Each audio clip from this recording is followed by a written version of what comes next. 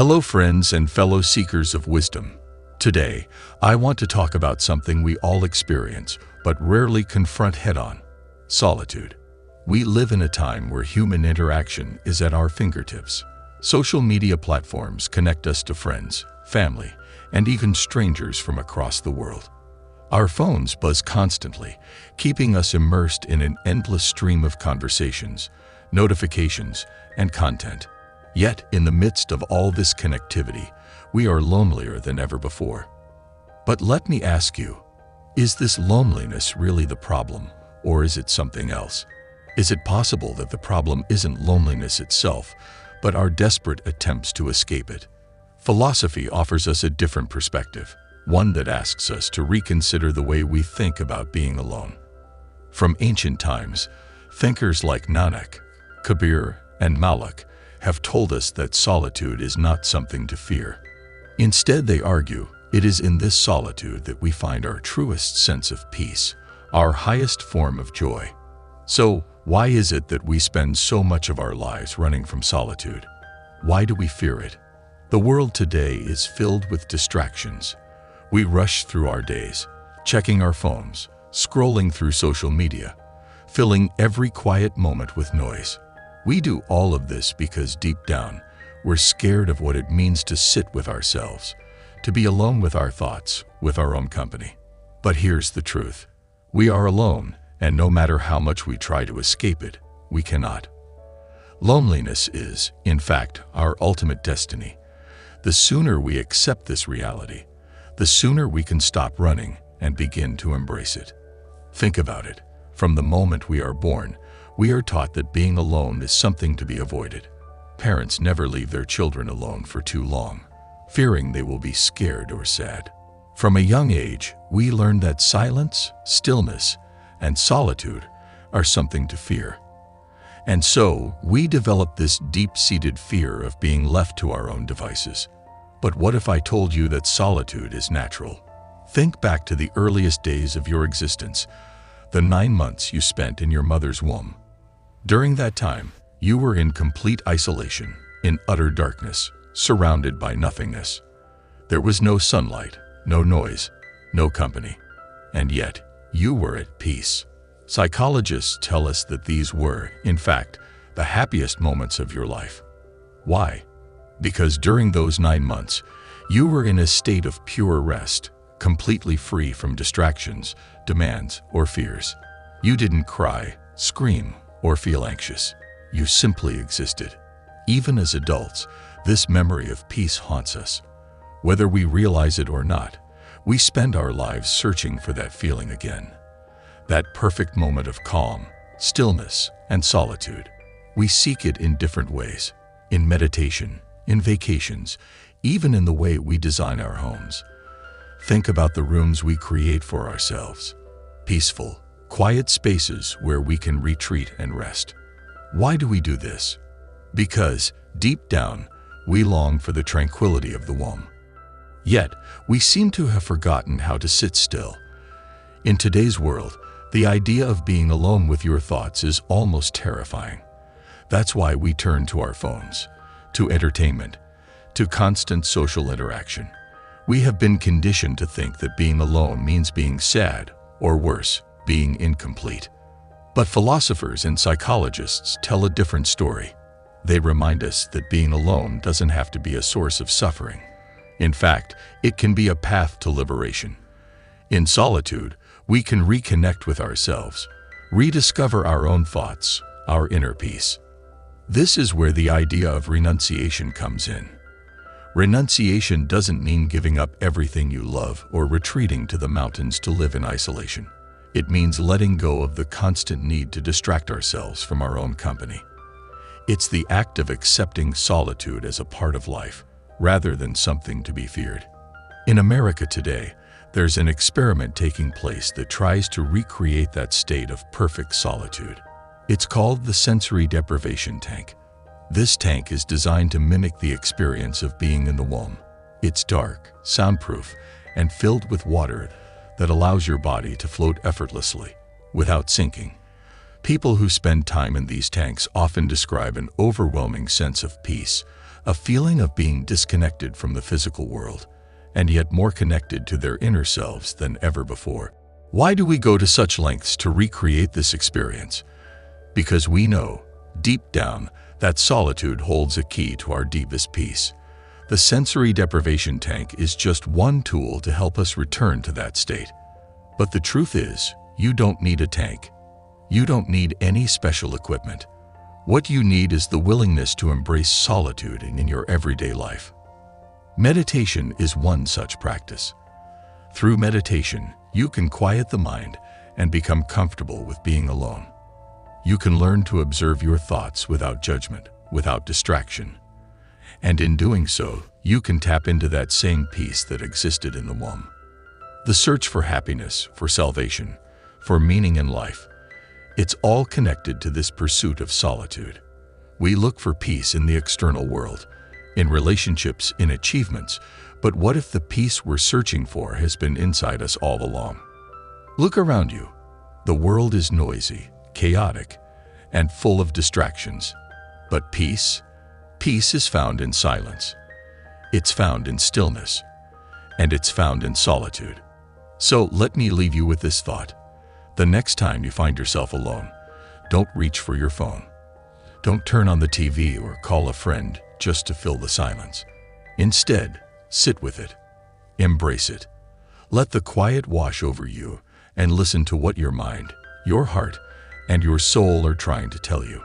As of now, we explored the idea of solitude, how it is not something to fear, but something to embrace. We talked about how, in a world filled with noise and distraction, true peace can only be found when we allow ourselves to sit in silence, alone with our thoughts. Today, I want to take that conversation a step further and ask, what are we truly seeking in all these distractions? What is it that drives us to avoid being alone, to constantly stay busy, to fill every waking moment with activity? In a world that moves faster than ever before, we often feel as though we're always chasing something. For some, it's success. For others, it's validation, attention, or simply the next source of entertainment. But no matter what we're chasing, we all seem to share a common problem, the problem of purpose. Let's face it, many of us don't know what we're doing here. We wake up, go through the motions, and check off the boxes that society tells us we need to: work, relationships, achievements. But in the midst of all that, we often find ourselves asking, what's the point? Why do we keep running this endless race, especially when it seems like no matter what we achieve, we're never quite satisfied? This sense of aimlessness, of being lost despite being constantly busy, is one of the greatest struggles of our modern age. Philosophy can offer us a way to approach this problem. Consider the Stoics, ancient philosophers like Marcus Aurelius, Epictetus, and Seneca. They lived thousands of years ago, but their wisdom is more relevant today than ever. The Stoics believe that much of our suffering comes from attaching ourselves to things that are beyond our control. We spend so much of our time worrying about what people think of us, about whether we're successful enough, rich enough, or liked enough. And because these things are ultimately out of our control, we suffer. The Stoics had a simple, yet profound piece of advice. Focus on what you can control, your own thoughts, actions, and reactions. Everything else is irrelevant. If we live our lives chasing external validation, we will always feel empty because the things we chase are fleeting. Today, we may win the approval of others, but tomorrow it might be gone. We may achieve success today, but what happens when someone else surpasses us? So, what's the solution? How do we find purpose in a world that constantly tells us we're not enough? First, we need to redefine what purpose means. Most of us have been taught that purpose is something grand, something external. We're told that to live a meaningful life, we must have a career that changes the world, a family that depends on us, or accomplishments that others can admire. But is that really true?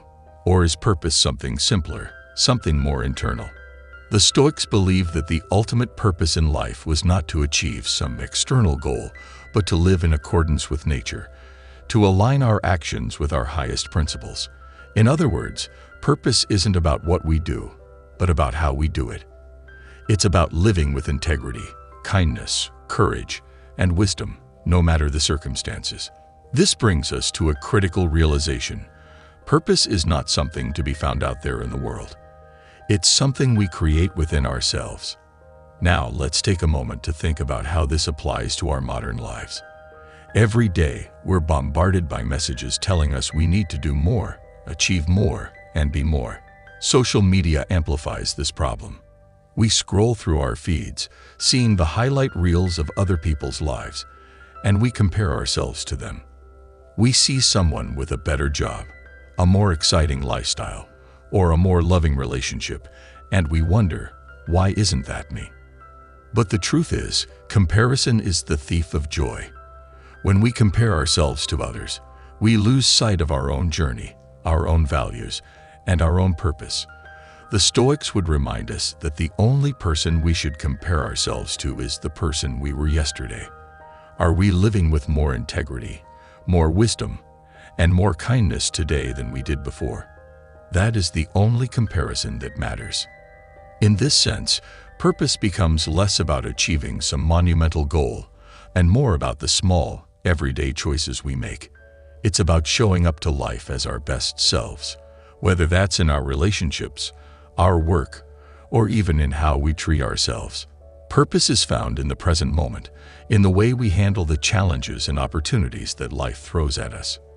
This leads us to another important point. Distraction is the enemy of purpose. We live in a culture that encourages us to stay busy, to always be doing something. But this constant business keeps us from asking the deeper questions. Why am I doing this? What truly matters to me? Many of us fill our lives with distractions, endless scrolling, binge watching, overworking, because we're afraid of what we might find if we stop. We're afraid that if we allow ourselves to sit in the silence, we'll realize that we don't know what we're doing, that we don't have a clear sense of purpose. And that's scary. But here's the thing. Discomfort is part of the process. Just as solitude can feel uncomfortable at first, but ultimately leads to peace, sitting with the discomfort of not knowing your purpose can lead to clarity. It's only when we stop distracting ourselves and sit with our questions, when we allow ourselves to feel lost, that we can begin to find our way. This is where meditation comes in once again. Meditation isn't just about calming the mind. It's about creating space for self-reflection. When we meditate, we give ourselves the chance to step back from the noise and really listen to what's going on inside us. We start to see our distractions for what they are, temporary fixes for a deeper problem. And as we peel away the layers of distraction, we begin to uncover our true values, our true purpose. So, what does all of this mean for us today? It means that if we want to find purpose in a world of distraction, we need to slow down. We need to stop chasing external validation and start looking inward. We need to stop comparing ourselves to others and start comparing ourselves to the person we were yesterday. We need to stop filling our lives with noise and start embracing the silence. Purpose isn't something we find by scrolling through Instagram or working ourselves to exhaustion. It's something we cultivate by living intentionally, by aligning our actions with our highest principles, and by learning to sit with discomfort rather than run from it. And when we do this, when we embrace solitude, silence, and self-reflection, we will find that our lives are already filled with purpose, not because we've achieved something extraordinary, but because we've learned to live with integrity, wisdom, and presence. In the end, the search for purpose is not about finding something outside of ourselves. It's about returning to who we already are, in our most authentic and present form. In our previous conversations, we've explored the concepts of solitude and purpose, discussing how these timeless ideas offer us guidance in today's fast-paced, often overwhelming world. But today, I want to touch on another key challenge we face as modern human beings: the illusion of control. Every day, we operate under the assumption that we are in control of our lives.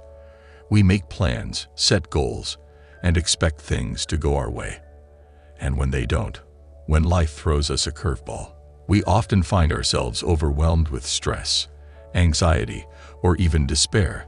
This constant need for control is one of the greatest sources of suffering in the modern world, and yet it is rooted in an illusion. Let me explain.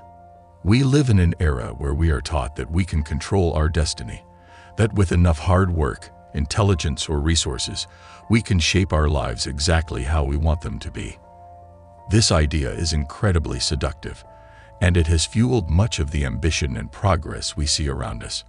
But as we all know, life doesn't work that way. No matter how much effort we put in, things don't always go according to plan. Whether it's health problems, relationship issues, or unexpected global events like the pandemic, there are countless factors in life that are completely outside of our control. And yet, despite this reality, we continue to resist it. We try to control every detail of our lives, and when things don't go our way, we blame ourselves, feel anxious, or get frustrated with the world around us. We hold on to the illusion of control because it gives us a sense of security, even though that security is fragile, often shattered by the very nature of life itself. Philosophy, particularly Stoic philosophy, offers a radical yet liberating perspective. You cannot control external events, but you can control how you respond to them. This simple truth is at the core of Stoicism, and it is as relevant today as it was 2,000 years ago. The Stoics had a phrase that encapsulates this wisdom: amor fati, or love of fate. It means embracing everything that happens to us, good or bad, as part of the natural flow of life.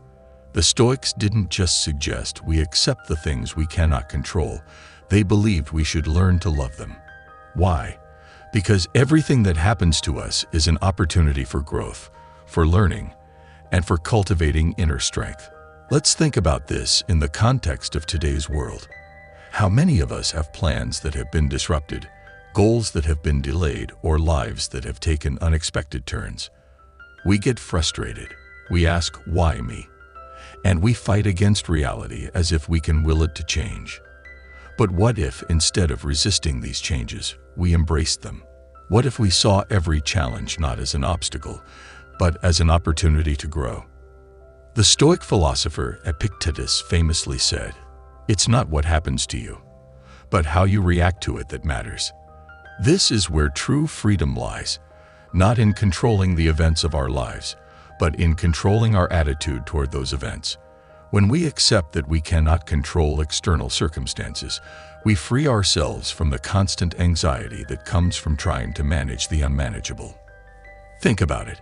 How much time and energy do we waste worrying about things we cannot control? The weather, the economy, the opinions of others. These are things that happen to us, and yet we spend so much of our lives trying to control or predict them. And when things don't go our way, we suffer. But suffering is optional. It is our resistance to the reality of life that creates suffering. Let me give you an example. Imagine you are stuck in traffic. You're late for an important meeting, and with every passing minute, your frustration builds. You look around, you see the other drivers, and you feel like the world is conspiring against you. But here's the thing. The traffic is out of your control. No amount of frustration, anger, or stress will make the cars move any faster. The only thing you can control in that moment is your response to the situation. You can choose to sit in the car, fuming with rage, or you can choose to use that time for something else. Perhaps reflecting, listening to a podcast, or simply accepting the situation as it is. Now, this may sound simple, but it's not easy. In a culture that values control and certainty, surrendering to the flow of life can feel like giving up. But it's not giving up at all.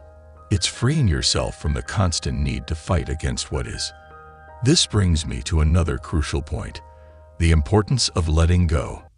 Letting go doesn't mean becoming passive or indifferent to life. It doesn't mean giving up on your goals, your dreams, or your responsibilities. Letting go means recognizing that the outcome is not entirely in your hands. You can put in the effort, you can plan, you can try your best, but at the end of the day, life has its own plans. This is where trust comes into play. Trust in the process of life. Trust in the wisdom of uncertainty. There's a paradox here. The more we try to control, the more anxious and restricted we feel. But the more we let go and trust the flow of life, the more peace and freedom we experience. This idea of letting go ties back to our earlier discussions of solitude and purpose. Solitude teaches us to be comfortable with ourselves, to sit with uncertainty without needing to fill the void with distractions. And as we seek purpose, we begin to realize that purpose isn't about controlling life, but about how we navigate life's uncertainties with grace, integrity, and resilience. Letting go doesn't mean you stop caring.